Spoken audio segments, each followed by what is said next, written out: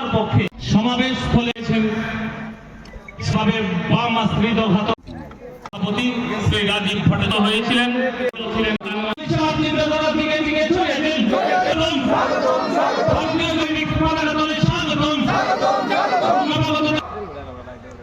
এই শহীদ দিবস যখন আমাদের পার্টির মন্ডল এবং জেলার কার্যকর্তারা বললেন যে না আমরা চাই যারা শহীদ হয়েছেন এই শহীদ পরিবারের প্রতি শ্রদ্ধা জানানো, সম্মান জানানো এবং মানুষকে মনে করিয়ে দেওয়া ইতিহাস যে কিভাবে এই ত্রিপুরা রাজ্যে বিগত দিনে কমিউনিস্টের শাসনে মানুষকে কিভাবে অত্যাচার করেছে সেই ইতিহাস যাতে মানুষ ভুলে না যায় তার জন্য মানুষকে শহীদ যারা হয়েছেন তাদের প্রতি শ্রদ্ধা নিবেদন করা এবং মানুষের কাছে এই শহীদদের যে ভুলে না যাওয়ার কথাগুলি তুলে ধরার জন্যই এই শহীদ সমারোহের আয়োজন করা হয়েছে। কিন্তু দেখলাম শুনলাম যে কমিউনিস্টের তারা প্রেস কনফারেন্স করে এটাকে তার বিরোধিতা করার একটা প্রয়াস করেছে। বিরোধিতা করতে হবে, খুব ভালো কথা। এখন আমি বুঝি না এই কমিউনিস্টরা মানুষকে আর কত বোকা বানাবে, মানুষকে আর কত বোকা বানাবেন আমি বুঝতে পারি না। আপনাদের সরকার, আপনাদের নেতৃত্ব, আপনাদের সময়ে এইরকম 16 জন তরতাজা মায়ের কোল খালি করে দিয়েছেন, তাদের প্রতি আমরা শ্রদ্ধা জানাবো, সেটাও আপনাদের পার্টির জলপুরে আগুন। এই অদ্ভুত ধরনের রাজনীতি করে তারা। পিনাকি বাবু বলার চেষ্টা করেছেন যে 1996 সালে কল্যাণপুরে 26 জনকে নৃশংসভাবে হত্যা করা হয়েছিল। সাদা পাঞ্জাবি বইরা বেরো নারী বাবা, তাদের পাঞ্জাবিতে একটাও দাগ নাই, দেখবেন একটাও দাগ নাই, তাই না বলে রিস্কা দিয়া যায়। ঠিক আছে, তা আপনি রোজবেলির পার্ক কিতা করতেন গেছিলেন? রোজবেলির পার্ক কিতা করতেন গেছিলেন আপনি? যেন আপনি জানতেন না এই যে রোজবেলির মালিক একটা সুর আর বাটপার, আপনি দেখে আবার ফিতা কাটছেন, আবার বড় বড় কথা কইছেন, চা খাইছেন, কুলাগুলি দিচ্ছেন, কইছেন যে আপনারা টেয়ার হেন। এই মালিক ভাগ করে কোন সময় আবার এই মালিক রেখে গেছে আপনার টেয়া লাগান ত্রিপুরাতে। আমরা আসি সিপিএম এর লোক, আমরা লোকে আসি। আপনারা তো বিশ্বাস করছিলেন যেখানে রাজ্যের মুখ্যমন্ত্রী রোজগুলির মতো সংস্থাতে গিয়ে কুলাকুলি করেন মালিকের লোকে, আপনারা বিশ্বাস করে টাকাগুলি রেখেছেন। আর সেই মুখ্যমন্ত্রী মানিক সরকার আর ওই আপনাদের রোজবেলির টাকাগুলি আত্মসাৎ করেছে। আপনাদের এলাকাতে যখন আসবে তখন আপনারা জিজ্ঞেস করবেন ওই রোজবেলির টাকা কোথায়, সেটা আমি দায়িত্ব সহকারে বলছি। যদি মামলা মোকদ্দমা হয় আমার নামে হবে, আপনারা জিজ্ঞেস করবেন মানিক সরকারকে রোজবেলির টাকা দিবেন।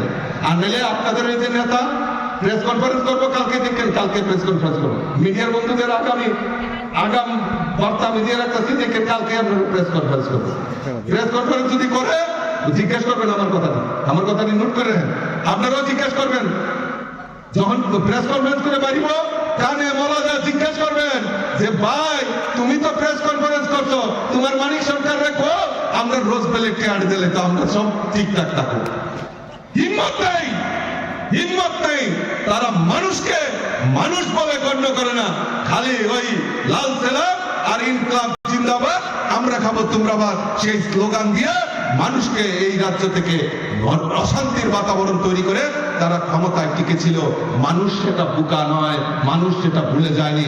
এই গোয়াইয়ের মানুষ হয়তো 2018-তে 2023-এ সেই সময় হয়তো মানুষ বুঝতে পারেনি তাদের সেই মিথ্যাচার, তাদের সেই ভাটপাড়ি, তাদের সেই প্রতারণা, এই গোয়াইয়ের মানুষ সেদিন হয়তো বুঝতে পারেনি। এখন মানুষ জাগ্রত হয়েছে, আগামী দিন তৈরি হয়ে গেছে।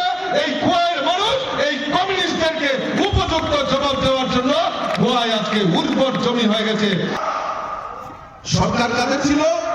সিপিএম এর সরকার। মুখ্যমন্ত্রীকে নৃপেন চক্রবর্তী আর উপমুখ্যমন্ত্রীকে দশরথ দেব। ঘটনাটা আপনারা দেখুন, 6 জুন 1980 সনে 2 দিনের জন্য নিপেন চক্রবর্তী দিল্লিতে চলে গেলেন। যার থেকে উপমুখ্যমন্ত্রী দশরথ দেববর্মা। আজকে মান্দায়ে এত বড় ঘটনা, মান্দায়ের ঘটনা 1980 সনে বারবার ডিএম এর কাছে, পুলিশের কাছে খবর ছিল মান্দায়ে গণহত্যা হবে, তাকে ঢুকতে হবে। আগরতলাতে এডিশনাল কোর্ট ছিল।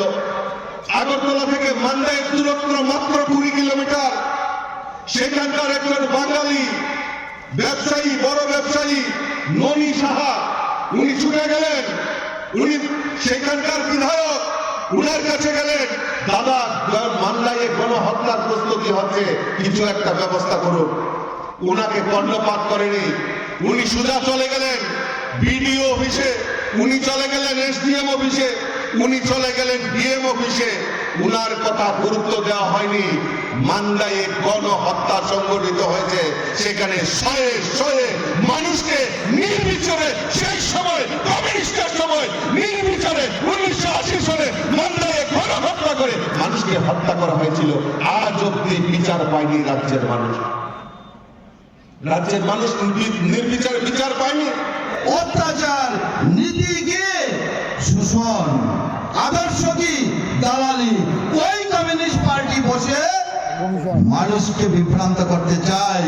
আমি কোনাকে বলতে চাই, 96 ঘটনা কল্যাণপুর, উনার বয়স কত ছিল?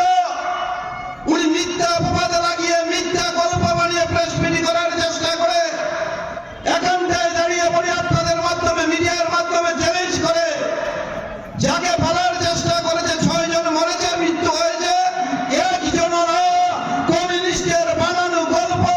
তাদের অত্যাচার ঢাকার জন্য, শাক দিয়ে মাছ ঢাকার জন্য। ভাববার কোনো বিষয় নেই, পরিষ্কার, জলের মতো পরিষ্কার হয়ে গেছে সারা রাজ্যের মানুষ। কমিউনিস্ট সন্ত্রাস ছাড়া থাকতে পারে না, কমিউনিস্ট রক্ত শোষণ ছাড়া থাকতে পারে না, কমিউনিস্ট খুন ছাড়া থাকতে পারে না। হাজার হাজার মানুষকে খুন করেছে। আমি ওনাদেরকে বলতে চাই, শাসনটা কার ছিল ভাই? এবং এই রাজ্যে যখন ক্ষমতায় ফিরেছিলেন, মিথ্যাভাবে, অন্যায়ভাবে